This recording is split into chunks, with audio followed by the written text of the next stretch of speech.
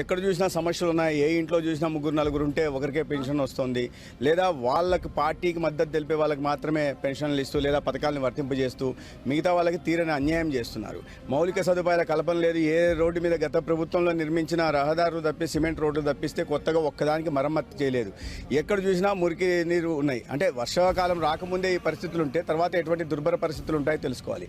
ఏ ఇంటికి పోయినా కూడా చదువుకున్న యువత వలసకు పోయారు, కూలి పనులకు బయటకు పోవాలనే పరిస్థితి ఉంది. చదువుకున్న యువత కూలి పనులు బయటకు పోవడం ఏంటో, పక్క రాష్ట్రాలు తరలిపోవడం ఏంటో, మరి ఈ రాష్ట్ర ముఖ్యమంత్రి ఏం చేస్తున్నారో, ఈ ఎమ్మెల్యే ఏం చేస్తున్నారో మనకు తెలియట్లా.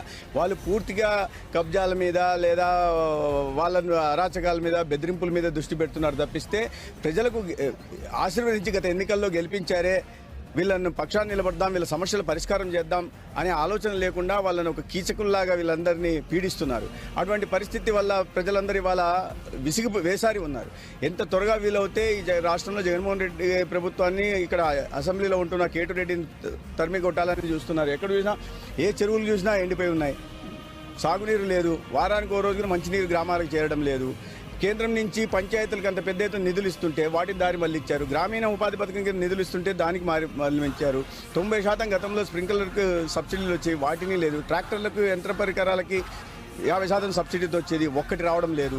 ఇవన్నీ ఎక్కడికి పోతున్నాయి అంటే మీరు రైతన్నలకు అండగా నిలబట్టలేదు, లేదా వృద్ధులకు లేదా వికలాంగులకు అండగా నిలబట్టలేదు, యువతకు బాసట ఇవ్వట్లేదు.